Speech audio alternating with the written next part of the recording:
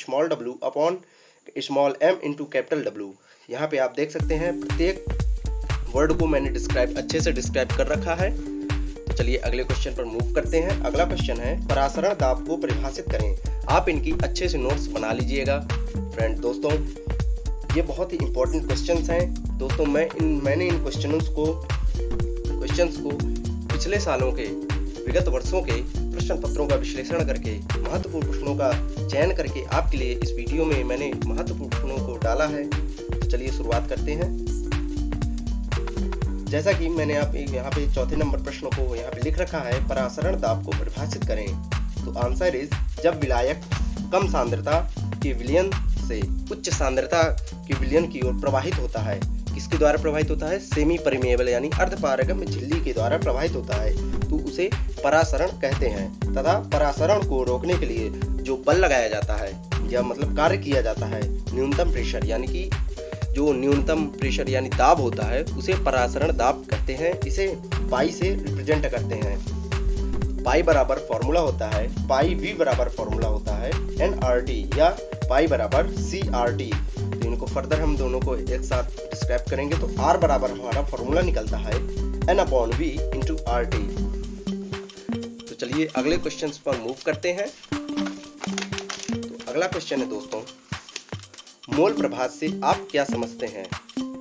किसी विलयन में उपस्थित किसी एक अवयव के मोलों की संख्या तथा विलयन में उपस्थित कुल घटक के मोलों की संख्या के रेशियो को विलयन का मोल अंश या मोल प्रभाज कहते हैं। इसे x द्वारा दर्शाया जाता है। दोस्तों ये जो मोल प्रभाज है, आप गणित के चैप्टर नंबर औसत से जो फॉर्मूला निकल के आता है या जो कॉन्सेप्ट होता है औसत का, उसी के माध्यम से आप इसको समझ सकते हैं।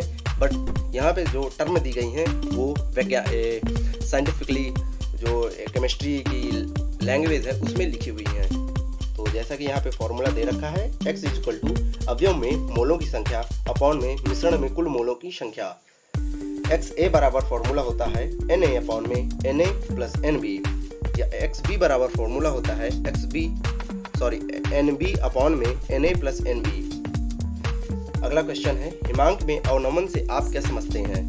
तो आंसर इज किसी विलयन में कोई अवाष्पशील विद्युत अनपघट्य मिलाने पर उनके हिमांक में जो कमी होती है, आप ध्यान रखिएगा मैंने क्वथनांक में उन्नयन बताया था। उन्नयन में क्या होता है? बढ़ोतरी होती है और हिमांक में अवनमन यानी कि कमी होती है, उसे हिमांक में अवनमन कहते हैं। जैसा कि मैंने आपको पहले भी बता रखा है कि यहाँ पे डेल्टा का इस्तेमाल क्यों किया गया है। डेल्टा TF बराबर फॉर्मूला होता है 1000 into KF into W upon में M इंटू कैपिटल W। आप यहाँ से देख सकते हैं मैंने प्रत्येक वर्ड को यहाँ पे डिस्क्राइब कर रखा है। अगला क्वेश्चन है दोस्तों, मैंने यहाँ पे इसको मोस्ट इम्पोर्टेंस की श्रेणी में इसलिए रखा है क्योंकि ये विगत वर्षों के प्रश्न पत्रों में 3 से 4 बार पूछा गया है। तो इस बार इस प्रश्न के पूछे जाने की काफी अच्छी संभावनाएं बनी हुई हैं। दोस्तों प्रश्न है राउल्ट के वाष्प दाब अवनमन नियम को डिफाइंड कीजिए यानी कि इसको परिभाषित करिए।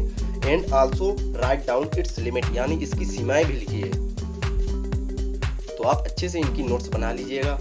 राउल्ट के नियमानुसार किसी विलायक में अवाष्पशील विलेय मिलाने पर प्राप्त विलयन के वाष्प दाब का अपेक्षित अवनमन इसमें उपस्थित विलेय पदार्थ के मोल प्रभाज के बराबर होता है। दोस्तों अगर आपको इसकी PDF चाहिए तो मैं डिस्क्रिप्शन में अपनी टेलीग्राम चैनल की लिंक दे दूंगा, जिसको आप ज्वाइन कर लीजिएगा। वहां पे आपको इसकी PDF मिल जाएगी।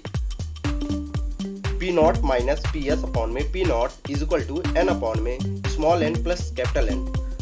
If solution are more dilute यानी कि जो अगर सॉल्यूशन है वो तनुकृत मात्रा में ज़्यादा है, ठीक है। तनु विलयन किसे कहते हैं? जिसमें जल की मात्रा बहुत कम होती है। तो फॉर्मूला लगाएंगे P0 माइनस PS अपॉन में P0 equal to N upon में कैपिटल N। या फिर इसे हम फर्दर डिस्क्राइब कर सकते हैं P0 माइनस PS अपॉन में P0 equal to small w upon में M into capital M upon में कैपिटल W। तो इसको आप अच्छे से लिख लीजिएगा। इसका 3 से 4 बार अभ्यास करिएगा ताकि ये आपके माइंड में अच्छे से बैठ जाए, पेपर देते समय आपको दिक्कत ना हो। जैसा कि यहाँ पे आप देख सकते हैं मैंने प्रत्येक वर्ड को अच्छे से डिस्क्राइब किया है, भरसक प्रयास किया है आपको समझाने का। तो चलिए अगले क्वेश्चन पर मूव करते हैं। तो अगला क्वेश्चन है हमारे पास राउल्ट के नियम की सीमाएं। जैसा कि ये पहले प्रश्न का ही पार्ट है। यह तनु सॉल्यूशंस पर एप्लीकेबल होता है, यानी कि यह तनु जो मतलब मैंने जैसा कि आपको बता रखा है कि तनु सॉल्यूशन किसे कहते हैं, उन पर एप्लीकेबल होता है। सेकंड इज यह अवाष्पशील पदार्थों के सॉल्यूशन पर लागू होता है। और थर्ड इज यह विद्युत अनअपघट्य के विलयन पर लागू नहीं होता है। आई रिपीट, यह विद्युत अनअपघट्य के विलयन पर लागू नहीं होता है, यह इसका एक्सेप्शन है। तो आपसे ऑब्जेक्टिव प्रश्न के रूप में यह आपसे पूछा जा सकता है कि राउल्ट के नियम के एक्सेप्शन क्या थे, तो आप ये लिख सकते हैं यह विद्युत अनअपघट्य के विलयन पर लागू नहीं होता है। तो चलिए मिलते हैं आपसे एक नए वीडियो में इसी तरह की इंपॉर्टेंट क्वेश्चन की सीरीज लेकर। तब तक के लिए नमस्कार, और वीडियो अच्छी लगी हो तो लाइक कर दें और हमारे चैनल पर नए हो तो सब्सक्राइब कर दें। तब तक के लिए बाय बाय, जय हिंद, लव यू ऑल।